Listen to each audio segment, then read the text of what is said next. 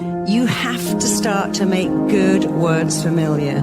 If you want to change your life on a dime, make self-praise familiar and make criticizing yourself unfamiliar. Move away from that. I'm an idiot. I got rocks for brains. I mess everything up. You can change your life so quickly by making praise and self-belief familiar by constantly doing it. And meanwhile, make criticism unfamiliar. See, your mind can't go in two lanes. The mind cannot hold conflicting beliefs. I'm good, I'm nervous, I'm smart, I'm anxious. I'm a good student, I've got a terrible memory. People like me, but I'm scared of rejection. That really messes up your mind because it wants to go into one lane or the other, but it can't go into both. It all comes back to two things: the pictures you make in your head and the words you say to yourself, which you are free to change. The way you feel about everything. Our mind loves what is familiar and really hates what is unfamiliar. If your mind loves what is familiar, all you've got to do is make good stuff familiar. And one of the things you can do to make familiar that will change your entire life is to make self-praise familiar. I'm good, I'm smart, I'm kind, I'm nice, I'm interesting. This is what is so important about your mind. It doesn't know and it doesn't care if what you tell it is good or bad, useful or pointless, beneficial or not. Your mind doesn't know and it doesn't care, because your mind makes your thoughts real every minute of every day. Your mind makes your thoughts real. And if your mind makes your thoughts real, you better learn to make better thoughts. I mean, imagine if we taught kids that at 5. Your mind's job is making your thoughts real, and your job is think better thoughts. So when you understand the workings of your mind, point 1 is your mind does what it thinks you want. And if you go, I don't want to be rejected, I don't want to be dumped, I don't want to fail, I don't want to get it wrong, I didn't want to go to school on Wednesday and take that exam. Your mind goes, okay, I'm tuning in. Don't want to go to school on Wednesday. Why don't I give you a raging headache, chronic diarrhea? I don't really care. I just understand to give you what you want. The mind is not logical. It just tunes into what you think. And when you think better thoughts, you change your life. So we want to be the CEO of our own mind. How do we do that? Well, it really is very easy. Don't complicate it. It all comes back to how do you talk to you.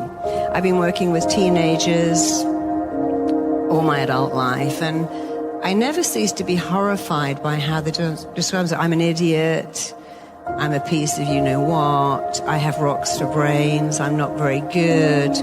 My dad never sees me, so I guess I'm worthless. And I always teach them, look, the most important word you will ever hear to yourself in your whole life, and not for some hot girl or some hot guy, or even a teacher saying, gosh, you're smart.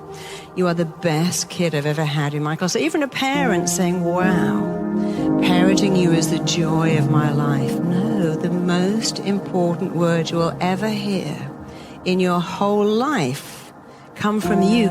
You have to look at your beliefs. Whatever you believe, you're going to make it real. And when you believe you're going to do something amazing, whatever you believe, you'll make it real. So you've got to think about your beliefs, because first you make your beliefs, and then your beliefs turn right around and make you, and then there's something called confirmation bias. I believe I'm not smart. I believe my mind isn't very quick. I believe people don't really like me. And I've made that belief, and it's definitely making me, because now I'm kind of shy, I'm insecure, and now I'm looking for proof of what I believe is truth. If I wake up and I think I'm not enough, what kind of feelings would I feel? I'll give you a clue. There isn't a single good one in there. Listen, behaviors. I wake up and think I'm not enough. I feel sad, or I feel angry. How am I going to behave? Pick anything. Again, here's a clue. None of them are good. I don't take any risk. I'm risk averse. I stay at home. Maybe I cry. Maybe I act out. Maybe I start bullying people. The emptiness you feel inside is always because of the needs that weren't met. And one of your needs is to believe in yourself. And if you don't have that, you feel this emptiness here not enough. If I'm not enough, guess what I need? More. More food, more praise, more followers on my feed, more alcohol, more something. If I said I'm enough every day, what kind of feelings would I feel? Here's another clue. This time they're all good. You can't say I'm enough and feel terrible. See, words are like balm. If my skin was very dry and I put lotion on, my mind doesn't go, is that from Prada or did you get it free on an aeroplane? Doesn't care. Balm soothes dry skin, and words soothe something else. Words are nourishing. If we think we're enough and we feel happy, powerful, loved, secure, you'd work on your goals of the belief. I can achieve my goals because I'm enough. I'd talk to people. They can't reject me. Nobody can reject me except me, and I'm never going to do that because I'm enough. I would take some risks. You can tell yourself whatever you like. You know, Muhammad Ali said, I told myself I was the greatest before I was. You know what happened? In everyone's eyes, I became the greatest. What a concept. Tell yourself you're the greatest. I want to show you how to manifest. There are 3 ways to manifest. One is just sitting there thinking, I'm going to manifest everything. But you have to manifest in 3 ways. The first is you must believe you are worth it, whether you want.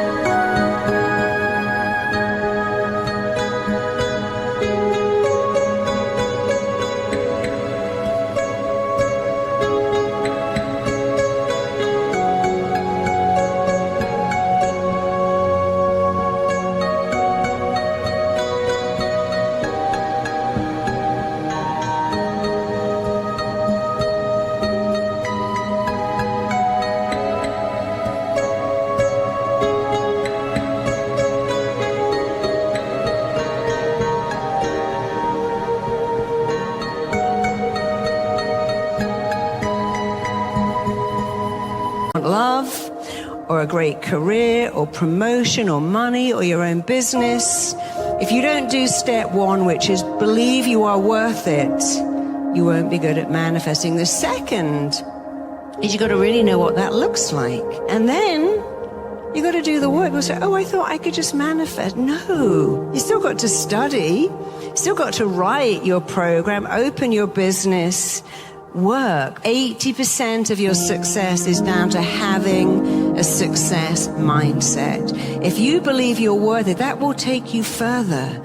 Belief without talent takes you further than talent without belief. We all watch reality TV. We all see people with no talent, but they have amazing self-belief.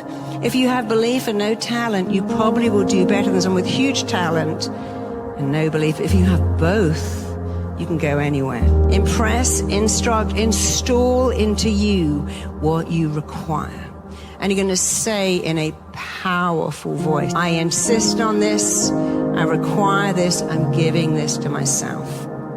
Then you're going to open out your hands and you're going to code it in by really focusing on what does it look like, feel like, sound like. A little voice that goes, oh, you're not going to do that. Then you're going to move from side to side. It's a little movement, and I'm going to help you erase and eradicate and let go of those blocking thoughts. So let's go.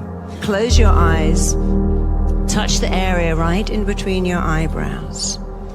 And I want you to repeat these words. I want you to think of what you really want. What do you require for yourself? What do you want? What do you require? What do you need? What are you prepared to give yourself? And I want you to say with unshakable confidence, what I require for myself is, say it. What I require for myself is confidence. What I insist on for myself is knowing, radiating that I'm enough. Open out your hands, and I want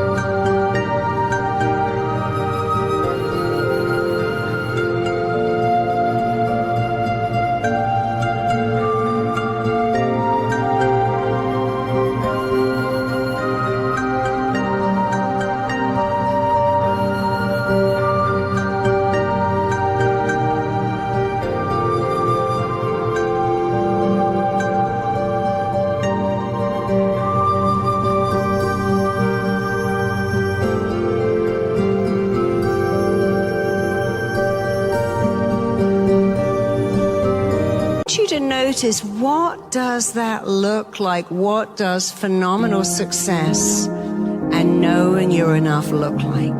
I want you to feel it. Feel that feeling of knowing that you radiate confidence from your very pores. Notice what that looks like. So see, how would you move? How would you talk if you had unshakable confidence and enoughness? Feel the feeling of radiating unshakable confidence. See what it looks like. Notice what it sounds like. How do you dialogue with you? How do you dialogue with others? And how do they dialogue back? See, one of the marks of self-love is, how do you talk to yourself? Because if you love yourself, you don't go, I'm an idiot, I got that wrong. You go, I did something, wasn't quite right, but I learned. So I want you to notice what it sounds like when you dialogue with you in a powerful way. Don't just hear it, do it. This technique won't self-implode. You have the power to impress upon yourself, to install and instruct your mind with how you want to be. Call it in, code it in. Notice what it looks like, feels like, and that little voice that goes, just erase it. Stay in the right lane. Use powerful words, powerful languages. Make your mind your best friend. Self-esteem doesn't mean what I think of you. It means what you think of you. If I said I hold you in the highest esteem, that's what I think of you. But self-esteem is what you think of you. And when you have self-esteem, you're not arrogant, but you're also not insecure, because you understand that it comes from in here. And you have power to change in here massively when you learn how to dialogue with yourself.